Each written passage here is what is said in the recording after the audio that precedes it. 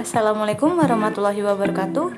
Perkenalkan, saya Julia Revina sebagai peserta Latsar CPNS Pemerintah Kota Tanjung Pinang tahun 2022 Angkatan 3 Kelompok 2. Hari ini saya akan menjelaskan mengenai tentang manajemen ASN dan Smart ASN. Manajemen ASN. Manajemen ASN adalah pengelolaan ASN untuk menghasilkan pegawai ASN yang profesional, memiliki nilai dasar, etika profesi, bebas dari intervensi politik, bersih dari praktik korupsi, kolusi, dan nepotisme. Manajemen ASN lebih menekankan kepada pengaturan profesi pegawai sehingga diharapkan agar selalu tersedia sumber daya aparatur sipil negara yang unggul atau selaras dengan perkembangan zaman. Pengelolaan ASN dilakukan untuk memotivasi dan meningkatkan produktivitas pegawai dalam menjalankan tugasnya sehingga mampu berkontribusi pada pencapaian tujuan dan sasaran organisasi. ASN di dalam Undang-Undang Nomor 5 Tahun 14 berdasarkan jenisnya terdiri atas pegawai negeri sipil dan P3K. Pegawai negeri sipil yaitu warga negara Indonesia yang memenuhi syarat tertentu diangkat sebagai pegawai ASN secara tetap oleh pejabat pembina kepegawaian untuk menduduki jabatan pemerintahan yang memiliki nomor induk pegawai secara nasional. Sedangkan P3K adalah warga negara Indonesia yang memenuhi syarat tertentu yang diangkat pejabat pembina kepegawaian berdasarkan perjanjian kerja sesuai dengan kebutuhan instansi pemerintah dalam jangka waktu tertentu untuk rangka melaksanakan tugas pemerintahan. Untuk menjalankan tugas kedudukannya, maka pegawai ASN berfungsi sebagai pertama pelaksana kebijakan publik, yang kedua sebagai pelayanan publik, dan yang ketiga sebagai perekat dan pemersatu bangsa. Pelaksana kebijakan publik fungsinya itu melaksanakan kebijakan yang dibuat pejabat pembina kepegawaian sesuai dengan ketentuan peraturan perundang-undangan. Yang kedua sebagai pelayan publik yaitu memberikan pelayanan publik yang profesional dan berkualitas. Dan yang ketiga yaitu perekat dan pemersatu bangsa, mempererat persatuan dan kesatuan negara Kesatuan Republik Indonesia. Selanjutnya, peran dari para pegawai ASN adalah sebagai perencana, pelaksana dan pengawas penyelenggaraan tugas umum pemerintahan dan pembangunan nasional melalui pelaksanaan kebijakan dan pelayanan publik yang profesional, bebas dari intervensi politik serta bebas dari praktek KKN. Kode etik dan kode perilaku ASN yang pertama yaitu melaksanakan tugasnya dengan jujur, yang kedua melaksanakan tugasnya dengan cermat dan disiplin, yang ketiga melayani dengan sikap hormat, sopan dan tanpa tekanan, dan yang keempat yaitu melaksanakan tugasnya sesuai dengan perintah atasan sejauh tidak bertentangan dengan peraturan perundang-undangan. Ada beberapa perbedaan hak dan kewajiban antara PNS dan P3K. Yang ada pun hak PNS pertama mendapatkan gaji, tunjangan dan fasilitas, yang kedua cuti, yang ketiga jaminan pensiun dan jaminan hari tua, keempat perlindungan, kelima pengembangan kompetensi.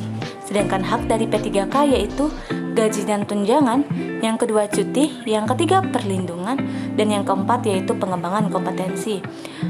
Yang membedakan antara PNS dan P3K yaitu berupa jaminan pensiun dan jaminan hari tua yang didapat PNS tidak diberikan kepada P3K. Adapun kewajiban dan hak dari P3K maupun PNS mempunyai kewajiban yang sama. Yang pertama, setia dan taat pada Pancasila, Undang-Undang Dasar 1945, NKRI, dan pemerintah yang sah. Yang kedua yaitu menjaga persatuan dan kesatuan. Yang ketiga melaksanakan kebijakan yang dirumuskan pejabat berwenang. Yang keempat menaati ketentuan peraturan perundang-undangan. Yang kelima melaksanakan tugas kedinasan dengan penuh pengabdian, kejujuran, kesadaran dan tanggung jawab. Yang keenam menunjukkan integritas dan keteladanan sikap.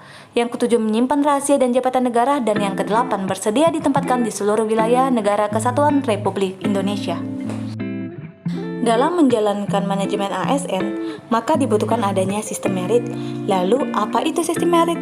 Sistem merit adalah konsepsi dalam menjalankan sumber daya manusia yang menggambarkan diterapkannya objektivitas dalam semua proses dalam pengelolaan ASN, yakni pada pertimbangan kemampuan dan prestasi individu untuk melaksanakan pekerjaannya. Adapun manfaat dari sistem merit yang pertama yaitu mendukung keberadaan penerapan prinsip akuntabilitas, yang kedua dapat mengarahkan sumber daya manusia untuk dapat mempertanggungjawabkan tugas dan fungsinya, dan yang ketiga yaitu instansi pemerintah mendapatkan pegawai yang tepat dan berintegritas untuk mencapai visi dan misinya. Sedangkan manfaat untuk para pegawai Dia menerapkan sistem merit yaitu 1. Mempunyai penjaminan keadilan dan ruang keterbukaan dalam perjalanan karir seorang pegawai. Dan yang kedua yaitu memiliki kesempatan yang sama untuk meningkatkan kualitas diri. Jaminan sistem merit yaitu dalam monitoring, penilaian dan pengembangan berupa 1. Pangkat dan jabatan, 2. Mutasi pegawai, yang ketiga pengembangan karir, dan yang keempat penilaian kinerja. Berdasarkan arahan Presiden pada poin pembangunan sumber daya manusia dan persiapan kebutuhan ASN talenta digital, literasi digital berperan penting untuk meningkatkan kemampuan kognitif sumber daya manusia di Indonesia agar keterampilannya tidak sebatas menggunakan gawai. Lalu, apa itu Smart ASN? Smart ASN merupakan pegawai dengan kompetensi, kinerja, serta profesionalisme yang tinggi sehingga mampu beradaptasi dengan semakin responsif terhadap perubahan dan pencapaian tujuan organisasi. Literasi digital. Literasi digital adalah pengetahuan atau kemampuan untuk menggunakan media sosial digital dengan bijak. Seseorang pengguna yang memiliki literasi digital yang bagus tidak hanya mampu mengoperasikan alat saja, tetapi juga mampu bermedia digital dengan penuh tanggung jawab.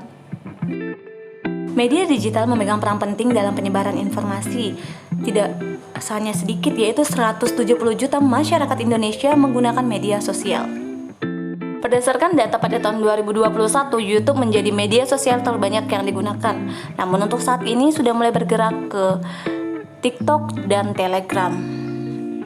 4 pilar literasi digital. Yang pertama yaitu kecakapan menggunakan media sosial atau dikatakan dengan digital skill. Yang kedua, budaya menggunakan digital atau digital kultur.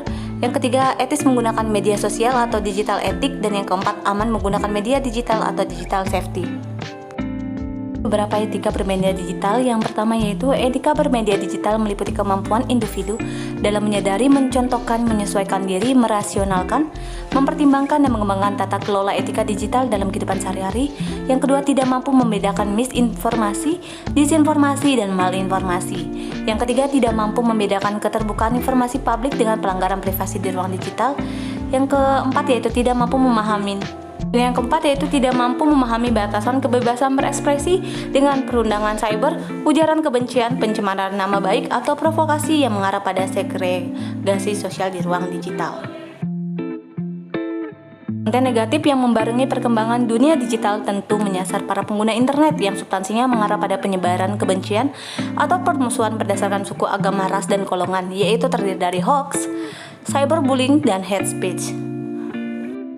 Sekian Learning Journal yang bisa saya sampaikan mengenai tentang Smart ASN dan manajemen ASN. Terima kasih kepada Ibu Desi Waryanti Esos MAP yang merupakan coach dalam bidang agenda 3 ini.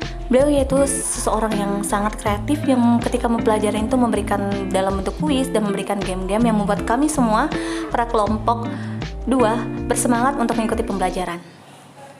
Assalamualaikum warahmatullahi wabarakatuh.